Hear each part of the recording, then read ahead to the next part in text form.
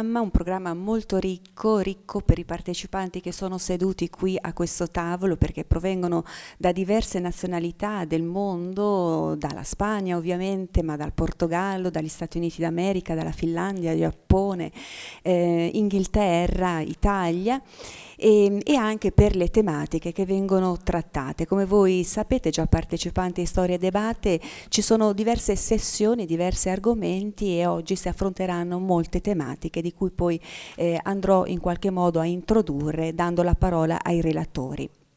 Un ringraziamento davvero particolare sentito al professor Carlos Barros per il suo invito, per essere qui. È un grande onore poter condividere questo dibattito storiografico, e anche a tutti gli organizzatori, e in particolare a chi ci sta osservando in questo momento dall'altro, i traduttori, gli interpreti che molto ci aiutano a connetterci in questa rete di Storia Debate. Dal programma vedete che gli argomenti sono vari, eterogenei e davvero molto interessanti, pertanto invito i colleghi presenti a questo tavolo di attenersi strettamente ai 15 minuti come relazione, per dar poi vita, siamo 11 conferenzieri questa mattina, al dibattito. Dalle nuove relazioni degli storici con le fonti, dalla storia mondiale come storia globale, dalla storia digitale alla storia globale, il nuovo paradigma educativo, rapporto tra storia e etica, rapporto tra storia, fonti e valori, fino ad arrivare all'uso delle fonti tra le vecchie e le nuove teorie della storia. Non inducio oltre nella presentazione, ringrazio voi tutti e cedo la parola, per quanto concerne la prima sessione, nuove relazioni degli storici con le fonti, al professor Karl Rudolf dell'Istituto Storico Austriaco di Madrid. Prego. Tante grazie, muchas gracias. Pues me alegro mucho que puedo participar también en este Congreso de Historia a debate, y agradezco a su director, a Carlos Barros, la amable invitación y que me ha incluido con este tema en el programa sobre las nuevas relaciones entre historiadores y fuentes. Soy el último de la fila de las que hablaron sobre este tema, y brevemente quería explicar este tema que he propuesto, estos nuevos parámetros de una investigación para una fuente antigua, la correspondencia diplomática. Es decir, se trata de un sector del material básico de la investigación histórica, y en pocos minutos quería dividir mi intervención en dos partes, en unas consideraciones generales y después hablar un poco de la práctica de una reciente investigación y publicación en este campo de la correspondencia diplomática. Con los últimos desarrollos que ustedes han seguido a través de la prensa, de la televisión, del Wikileaks, quizás este tema ha ganado para mí también una inesperada y ciertamente muy interesante actualidad, porque se trata, en fin, de correspondencia diplomática, es decir, de fuentes diplomáticos como el ley de secretos. Y por otra parte, no es solamente ahora el tema de las fuentes. Bueno, se han publicado una increíble masa de documentos, 250.000, sino también hay que pensar en el debate alrededor de las relaciones internacionales, y con esto en la historia diplomática. Tuvo en los últimos 20 años, sobre todo, una renovación conceptual y metódica de la historia de las relaciones internacionales y surgió en este contexto con el discurso teórico también la necesidad de una revisión de la relación con las fuentes históricas. Y lo es el caso de que hablo yo, de la correspondencia diplomática, una fuente antigua en el sentido que se trata de los escritos, de los relatos de personajes que vigilaron los intereses de sus soberanos en las cortes extranjeros a partir ya del tardo medioevo y sobre todo en la época moderna. Un ejemplo famoso son los relatos de los embajadores venecianos hasta el fin de la República, al inicio del siglo XIX, y enseguida se ha empezado de parte de los venecianos mismos, que ya no fueron miembros de un Estado independiente, con la edición de las fuentes, de sus fuentes diplomáticos. Tiene un cierto aspecto de mantener su identidad como antigua república. Pues bien, el debate sobre estas fuentes se tiene que ver junto con los cambios, con las nuevas corrientes historiográficas de la segunda mitad del siglo XX, especialmente a partir de 1970, cuando la vieja historia de los hechos se ha empezado a considerar algo rancio. Entonces se necesitó un cierto tiempo hasta al inicio de los años 90. Se comenzó a redefinir un poco todo esto y se ha descubierto una nueva vista, nuevas dimensiones, cómo se puede investigar la historia de las relaciones internacionales, sobre todo de parte de Alemania y de Francia. Se han publicado manuales de la historia de las relaciones internacionales. Menciono, por ejemplo, la obra de varios volúmenes sobre las relaciones internacionales de Alemania a partir del tardo medioevo, editado de Heinz Duchart. Lo mismo proyecto, hay la misma temática también se puede ver en el caso de Francia. Muy bien, ¿en qué puede consistir ahora esta nueva vista de la historia diplomática y de las fuentes diplomáticas?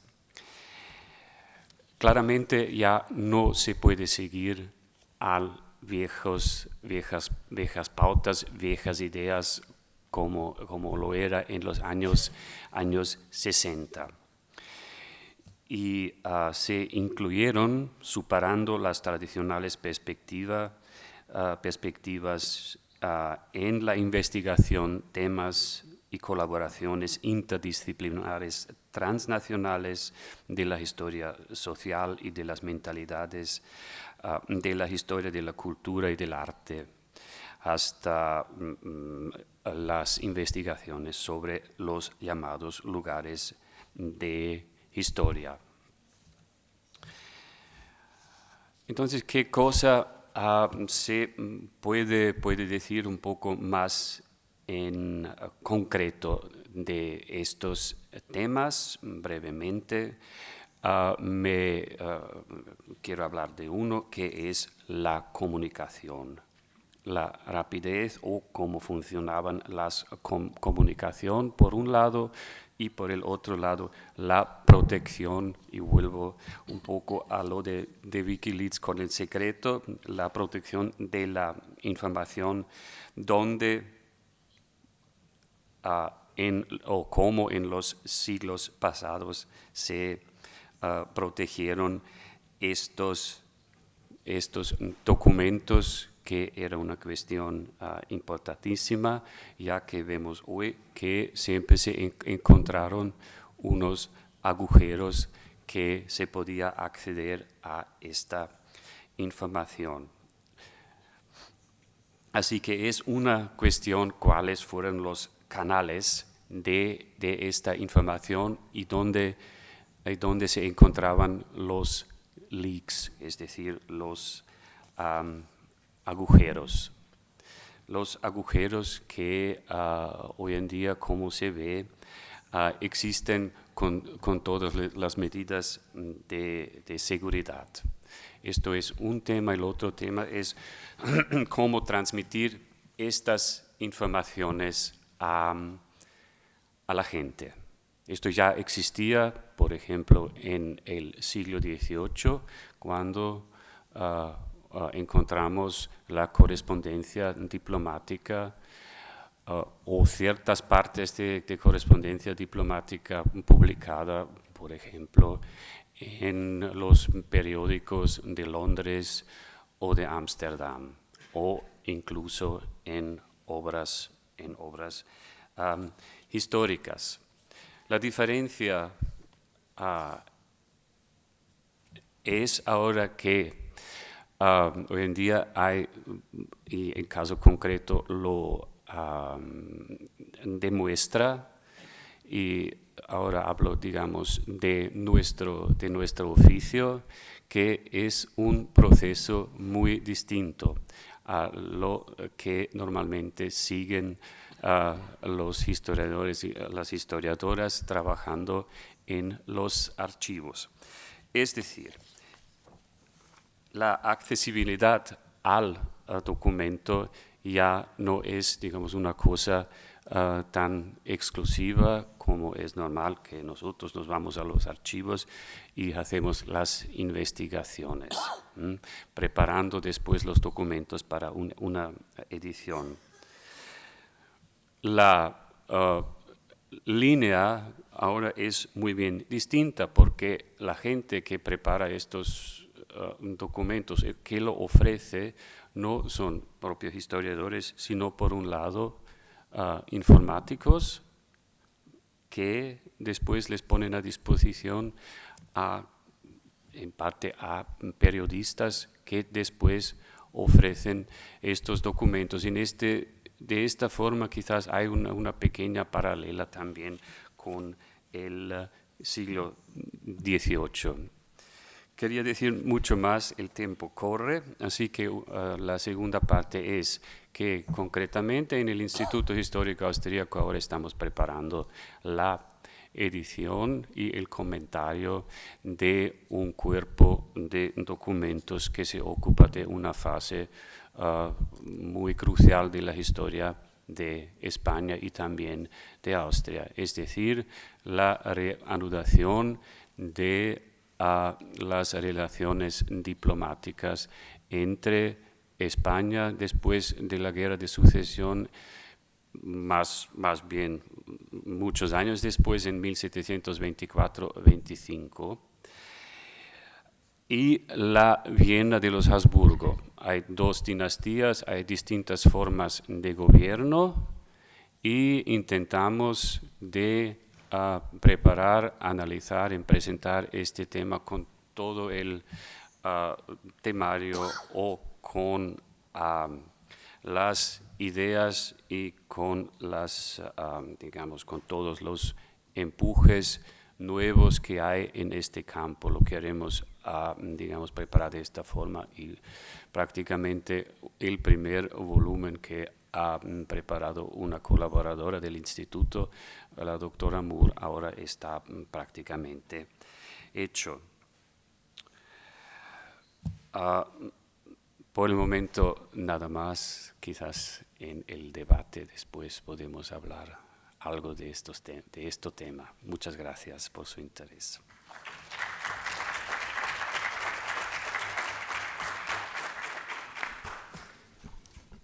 Ringraziamo il professor Rudolf e ora entriamo nella sessione di storia mondiale come storia globale. Cedo la parola al professor Peter Grant della Temple University di Filadelfia, Stati Uniti d'America.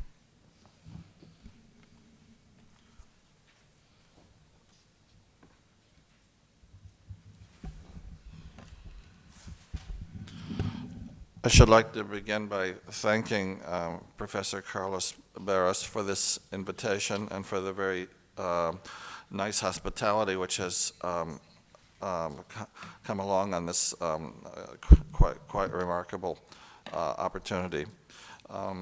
Today I'm calling what I'm presenting Overcoming New World Exceptionalism in World History, Cortes without Hegel. And so what I hope I convey in the 15 minutes is the idea that new world history, or the history of rethinking world history beyond what our colleague from Barcelona called the history of the bureaucrats, is not only an issue for the older Hegel, the older history that Spain does not fit very well, which was the topic of the last hour, but it is also a major problem for anyone interested in the history of the world since 16th century, because the model of the bureaucrats, the Hegel model of world history, tells us that there are three parts: the rise of the West, the stagnation of the Orient, and the people without history. And to the people in this profession who work in these areas, none of these three parts seem to be particularly helpful at this point in time. So the strategy of most people, and I'm going to now tell you that I'm not most people, but the strategy of most people is to try to pretend that the bureaucratic history doesn't exist, and they go their way with a variety of different approaches and methodologies, and this is where the word new shows up. I think it's the task of historians to challenge the power narrative which keeps the old bureaucratic history in place. In other words, we will never get rid of Hegel until some kind of narrative of power in world history comes along which can compete. And to that end, I wrote a book called The Rise of the Rich, which was an attack on the rise of the West. And what my application here, which is what the paper is about, I take a moment in world history, which I think, whatever your perspective on world history, you would agree has some importance, which is Cortes in capture of Mexico. And I talk about it, and I try to persuade you in the fullness of the paper, which I will never get to, that you can't understand either Cortes or the Aztecs from within the framework of the received Hegelian model. So my paper is basically in two parts.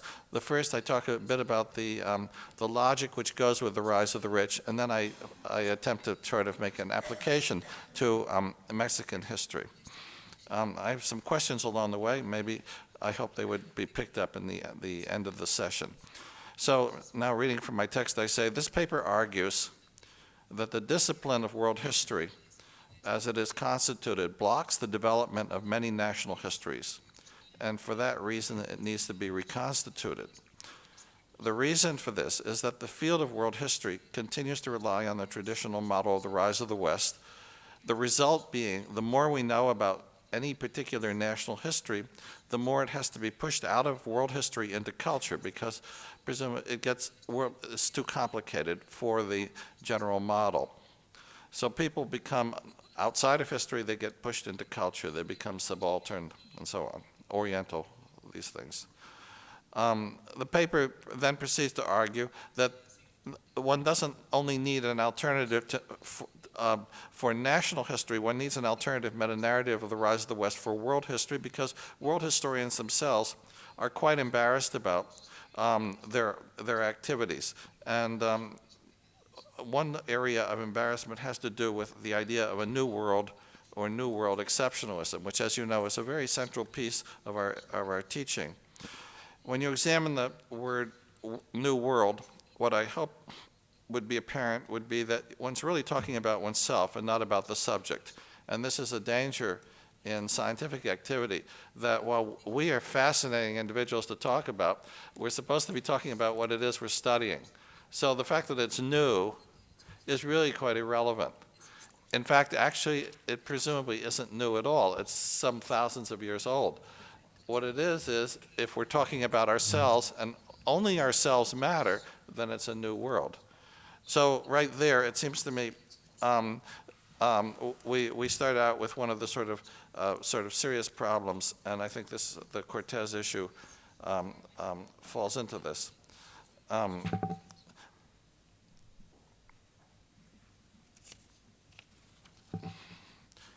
So then, skipping now to the discussion of how do you re-theorize world history in it, and this will be a very brief presentation, such that you can make use of the kinds of insights of narrative power which the Hegel model offers, but which allows you to sort of go beyond it and free subjects such as perhaps Mexican history or the history of many other countries, which today are largely cast as culture, largely placed outside of history, with the political and ideological significance of what it means to be outside of history, meaning in a certain sort of sense in a second-tier existence in terms of humanity. So I'm calling what I wrote the idea of the rise of the rich, and I write this idea builds from the insight that leading politicians and economically important groups and intermediaries all over the world have important linkages to each other. Linkages, of course, not based on friendship, but based on common interests. And so that there has been, for all through the centuries of modern capitalism, rather complicated collaboration in many different spheres, and that this has evolved progressively over time since the 16th century.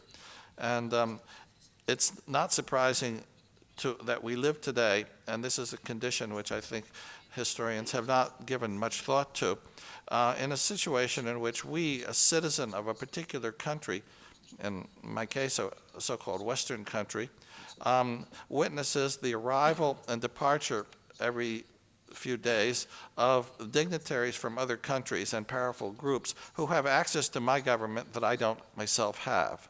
In other words, there's a collaborative relationship among dominant groups in the world which I am simply a spectator of.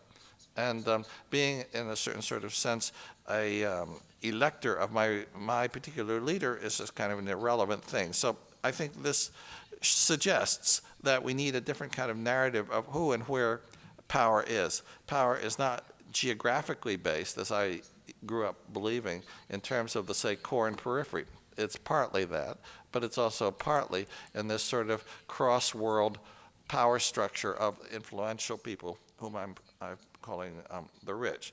And so then only secondarily can one speak of the rise of the West in the core and periphery sense of liberalism and political economy.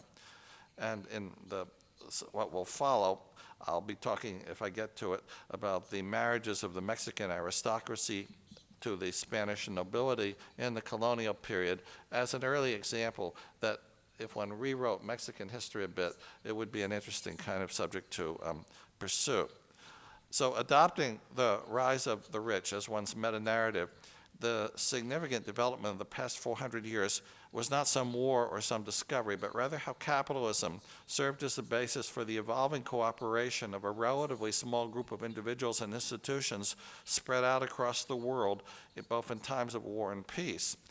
The outcome, as I'm mentioning today, is this disconnect between ruler and ruled found everywhere and criticized in terms of the sort of non-national character of the nation state today. It seems to me adopting the rise of the rich as one's meta-narrative changes not only, therefore, our understanding of the significant developments in world history, but our understanding of what we thought we understood with our dominant metaphor, that of what is capitalism. And here I want to stop for a second and suggest that capitalism is a subject which all serious work on modern world history has to interrogate much more deeply. In many countries and many places, economic history is now quite a weak field. And much of today's world history does not analyze capitalism very well. I would say, from how I grew up, thinking of capitalism as a contained system subject to some regulation with a few pirates on the horizon, one now starts to think, yes, there is a legal capitalist system bound by international law, but that this system would stagnate if it was not continuously supplied with plunder, that there's nothing primitive about primitive accumulation.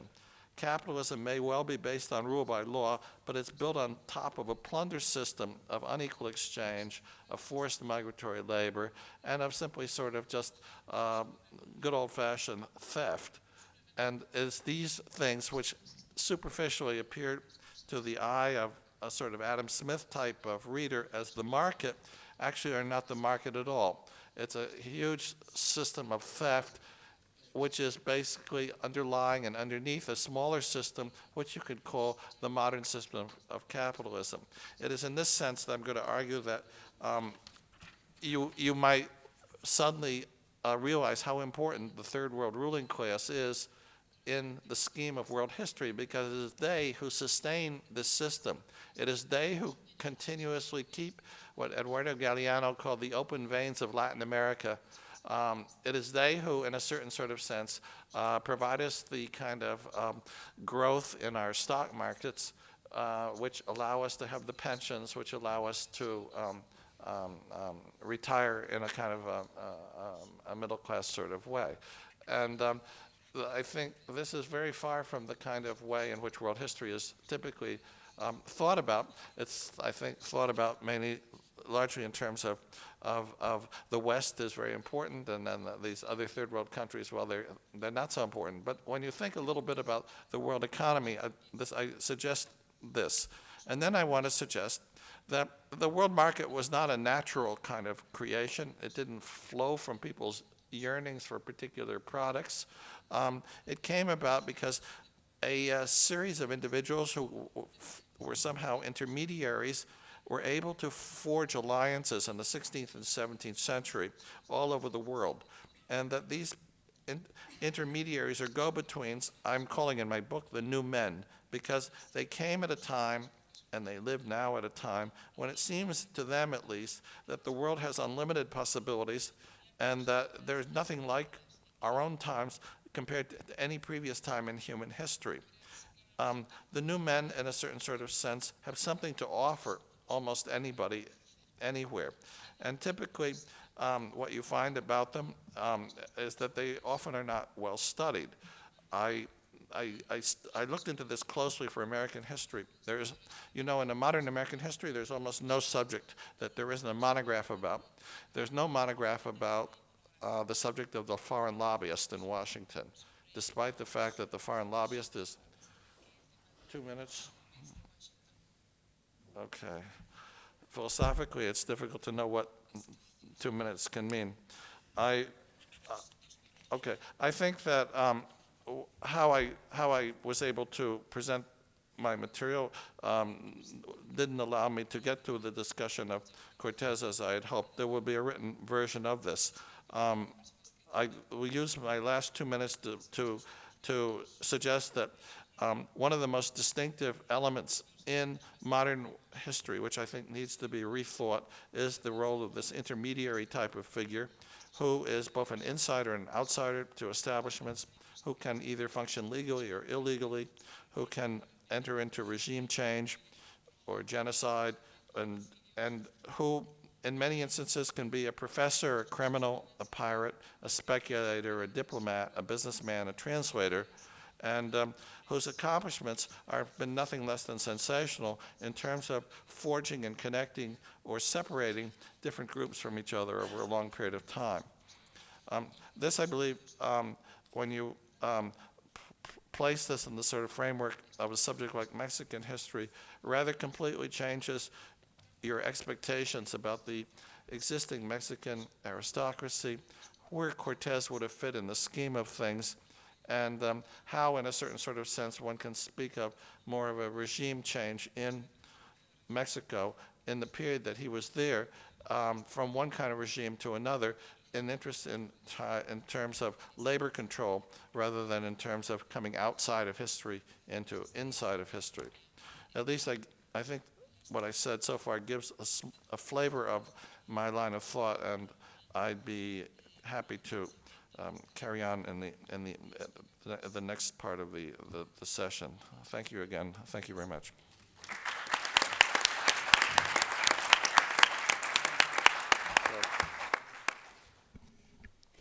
Ringraziamo il professor Peter Gran. Effettivamente 15 minuti sono pochissimi, ma il testo scritto e il dibattito sicuramente possono ampliare, dare una visione più complessiva degli argomenti che stiamo trattando. Passo la parola sempre nell'argomento di storia mondiale, storia globale, alla storia universale in tempo di crisi, al professor Andreas Leuch dell'Università di Bielefeld in Germany.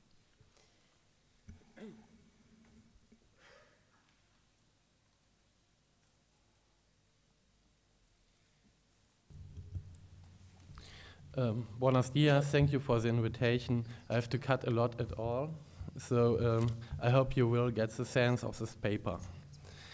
I will start with a quote by Eugen Rosenstock-Huessy: "The revolutions of mankind create new time spans for our life on Earth. They give man's soul a new relation between present, past and future. And by doing so, they give us time to start our life on Earth all over again with a new rhythm and a new phase. For ordering the three dimensions of time, we need what St. Ambrose called the times of times, temporum, tempora, standards for making the right distribution between past, future and present. Modern men talk so much about the three dimensions of space that they are ignorant of the fact itself that space has nothing of the tremendous triplicity of dimensions which time contains. Crisis is a time of search for orientation. In this time, society lacks institutions because the old ones failed to provide orientation and to reduce contingency. Therefore, the time of crisis is a time for diagnosis and prophecy. Historians play a key role in reconfiguring a new worldview as an old one, or in legitimating a new law as an old one. The age of crisis is, therefore, an age of scientific revolutions, as well as it is an age of paradigm shifts. In my paper, I will discuss the problem of historical diagnosis based on a dialogue between absentees. Furthermore, I will try to deconstruct the spatial and temporal concepts. This paper deals with the history of two extreme views on history: the social construction of space and the spatial construction of civilization. At the end of the 20th century, two theories made headlines on a global scale. On the one hand, Francis Fukuyama declared the end of history, and on the other, Samuel P. Huntington predicted a clash of civilizations.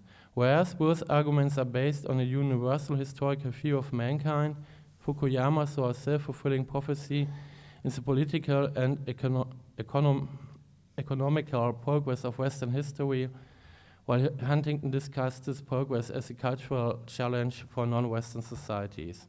Nevertheless, both observations depend on the construction of one world as a social space. In other words, the spatial reconstruction of civilizations, Huntington, means the temporal construction of one social reality, Fukuyama, and vice versa.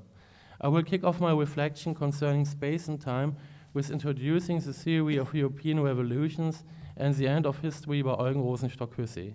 His books about world revolutions include a lot of insights, worth to compare with other authors, especially Carl Schmitt's concepts and Francis Fukuyama's theory of an end of history in another chapter.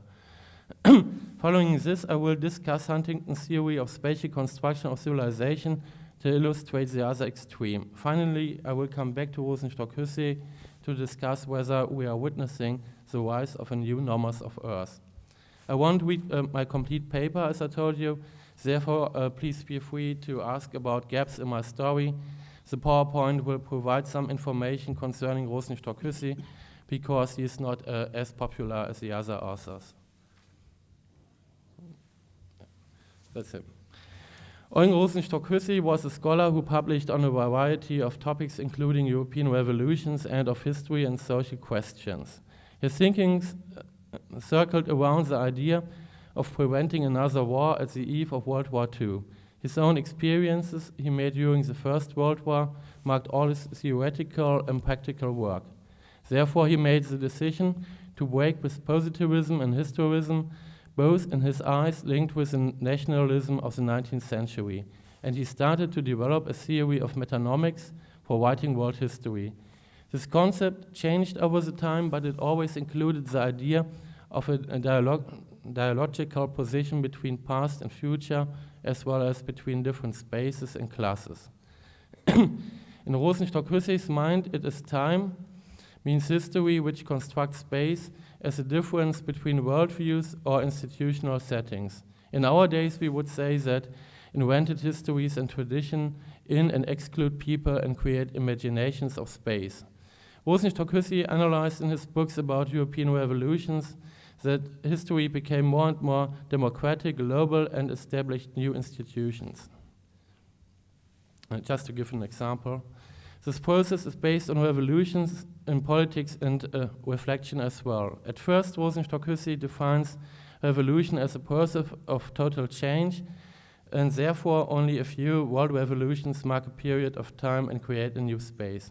Altogether, the world revolutions of the last 1,000 years are just one single process, the circumvolution, which can be reflected now at the end of history.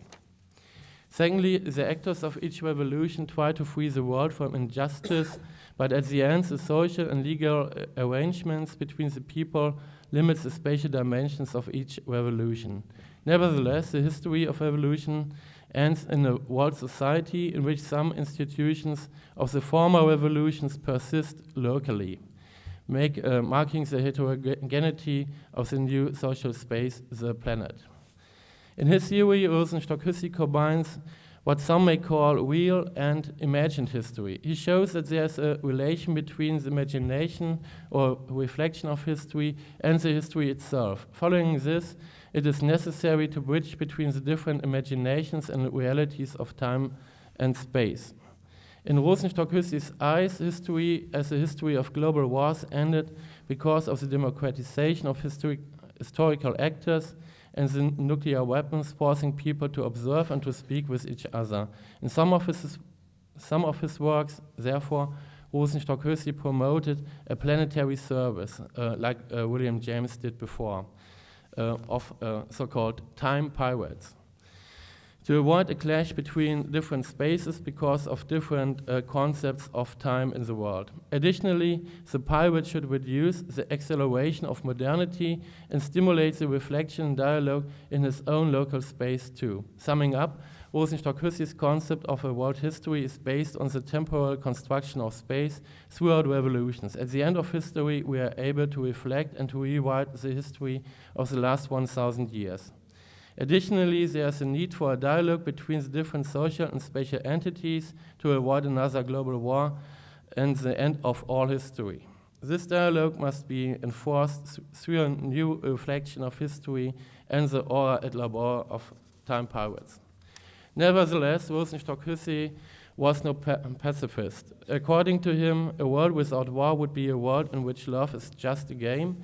History and society need readiness to make sacrifices, and society needs a difference between game and graffiti.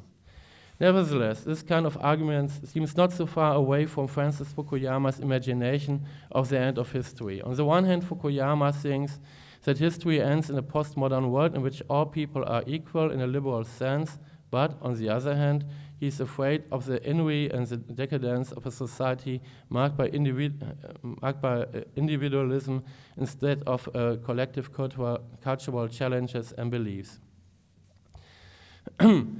Indeed, this would be a society without sense and without dialogue, a society without metaphors for paradise and for hell. In his famous book, The End of History and the Last Man, he links the historical development of politics and mankind as well, from This it follows that the perception of history influences its future. Man learns to avoid war and he changes the stream of domination in a dream of being recognized as equal.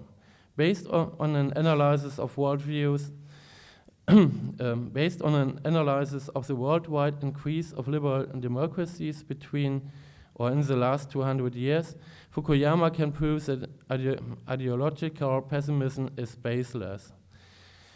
In the early 19th, this optimism seemed not as exotic as after 9/11, but Fukuyama never said that the history of wars completely ended, but he insisted on Koryev's and Hegel's prophecy that there is no convincing alternative to liberal democracies thinkable.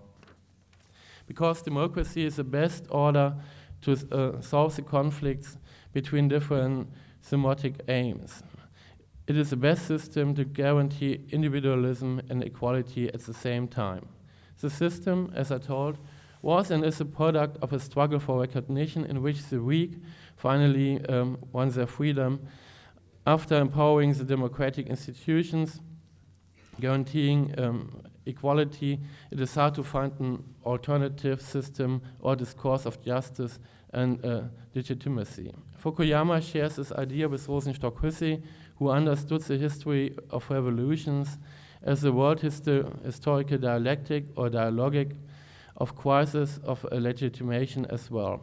Another parallel to Rosenstock-Huessy is a postulated possibility of the principal acceptance of a discourse in order to generate legitimacy. The submission to the dictate of a discourse not only implies approval from the outside, but generates also inward acceptance. He says, Fukuyama, even non-democrats will have to speak the language of democracy in order to justify their deviation from the single universal standard.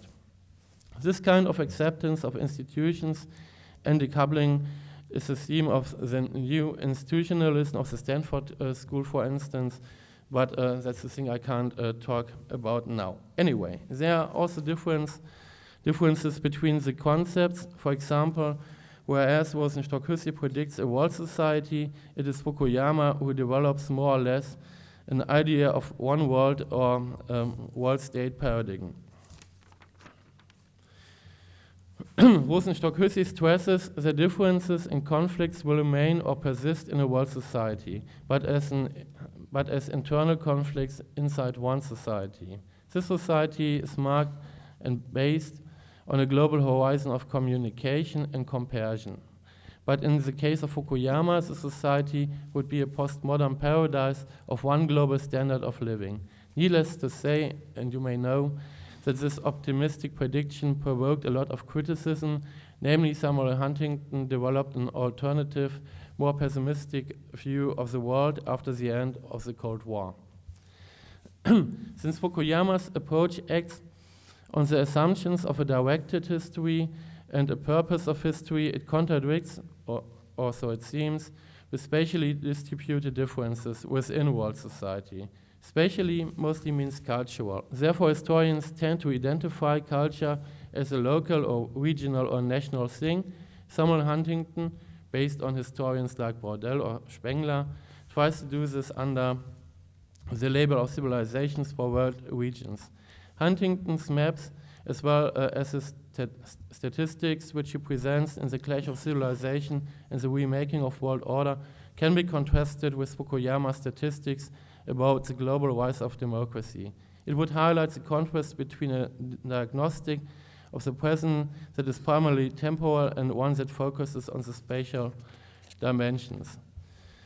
Both authors argue empirical and normative, whereby Fukuyama would not distinguish between normative and theoretical because both is connected in his universal historical view.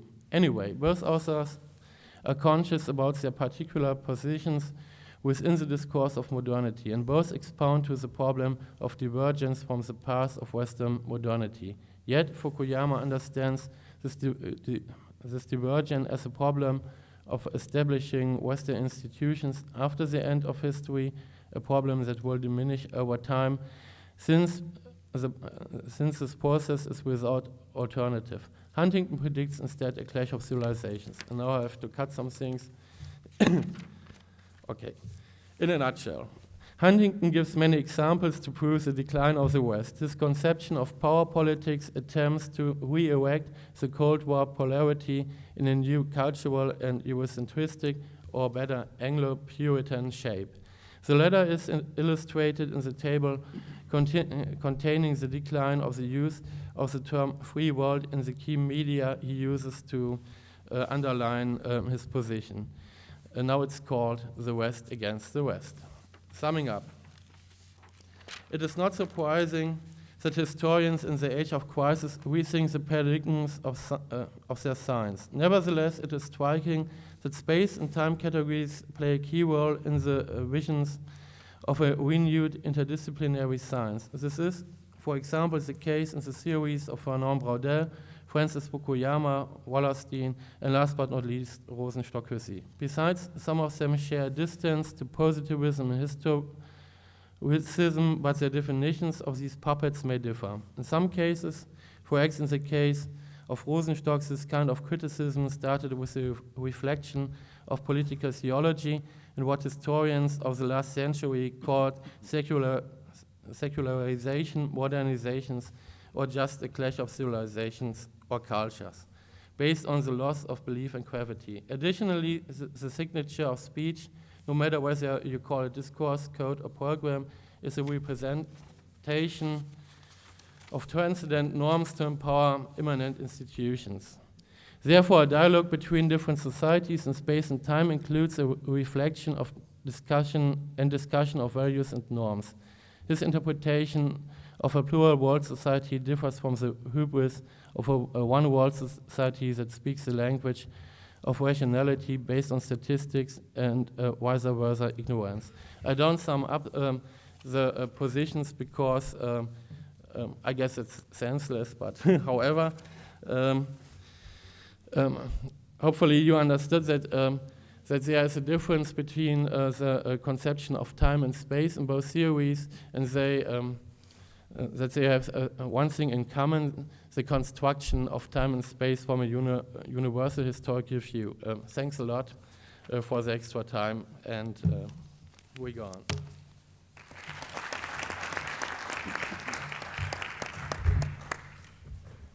Bene, proseguiamo con la nuova sessione di Storia digitale come storia globale. Ce ne parlerà la testimonianza del professor Carmichael Kanagawa, mi scusi, spero di averlo pronunciato bene, University, Japan.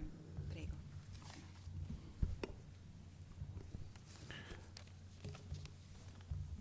I want to thank the organizers and my colleagues. And good morning, everyone. Today I will be speaking about WikiLeaks. And to put things in context, I thought it would be useful to review what has happened since July. July 25, 2010, War Diary, Afghanistan War Logs, 177,000 documents.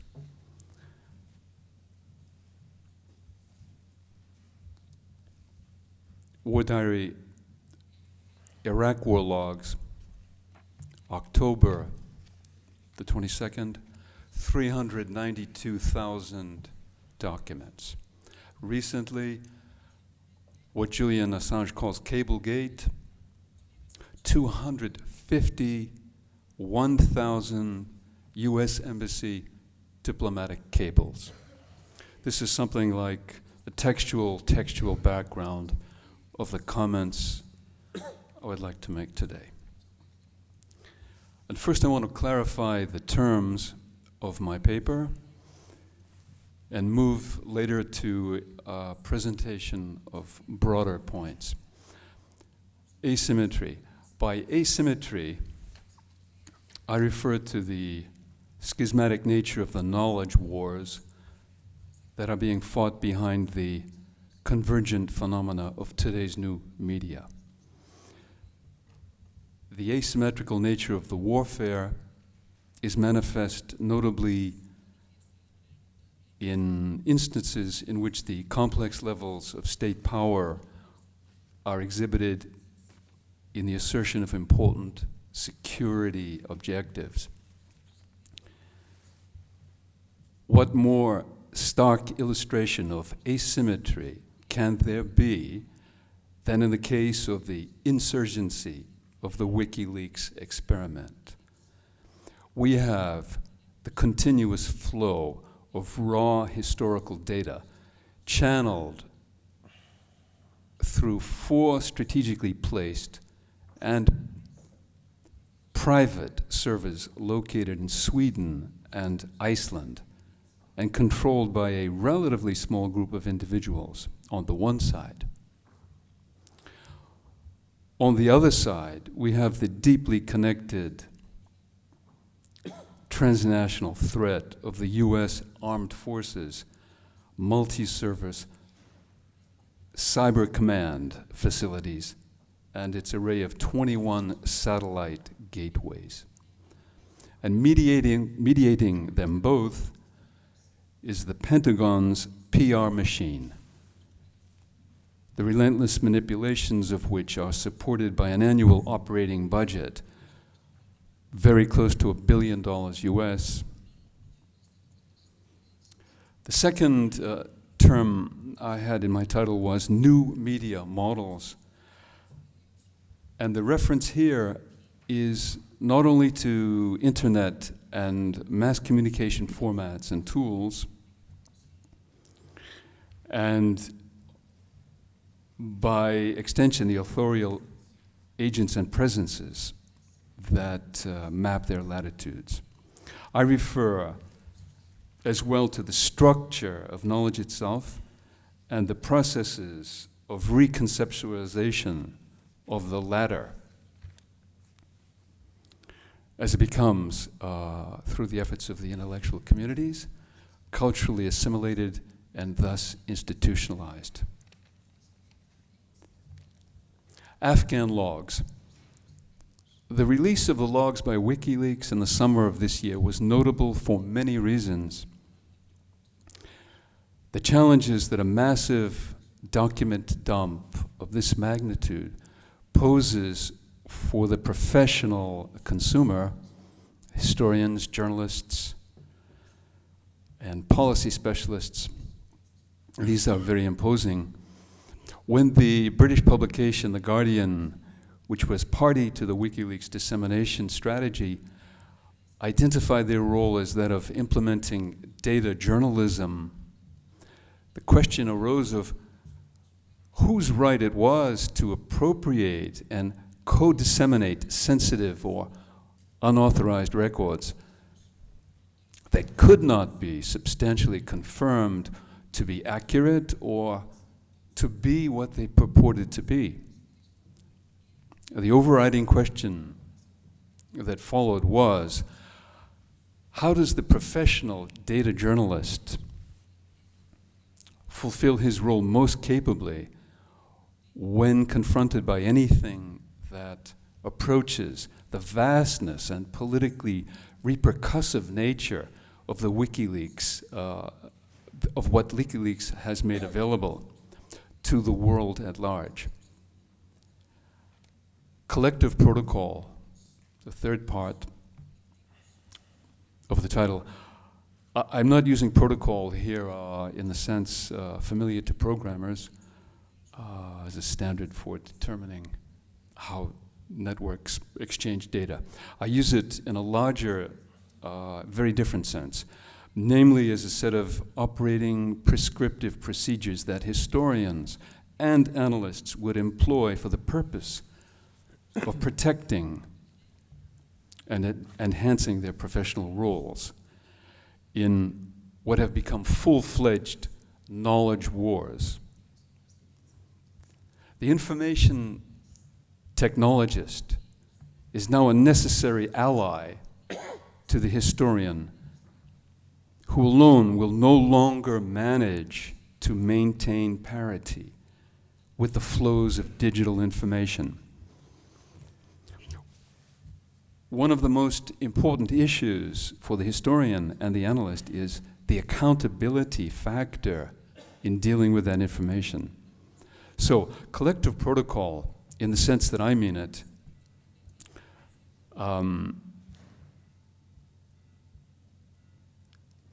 is not a matter of a set of control guidelines or textual guidelines for publishing classes of information.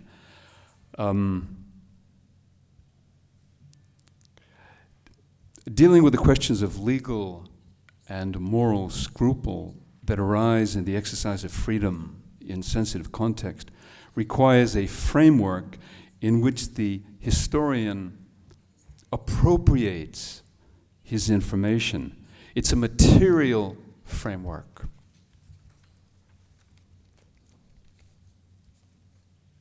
About the time. To move on, for the sake of time.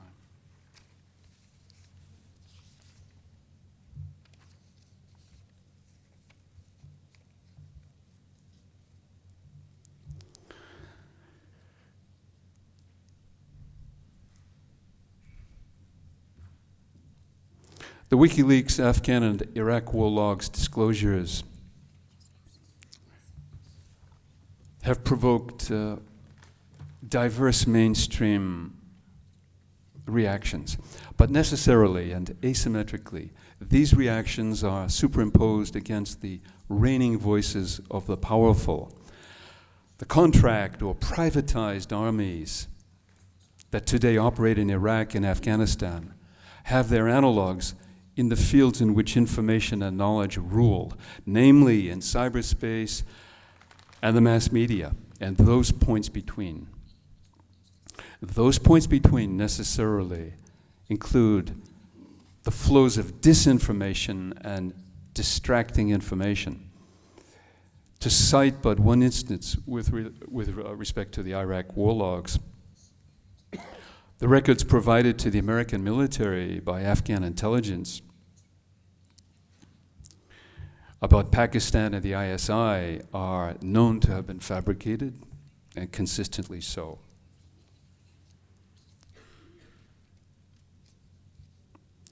If the new media models are destined to become the operating knowledge environments of governments, of major transnational entities, and social institutions, what will be the role of the contemporary historian analyst? Taking control of internet platforms is a matter of some urgency to governments and the security-related organizations in their employ. The contemporary historian analyst, insofar as he competes for the right to use and publish leaked information, assumes a role that is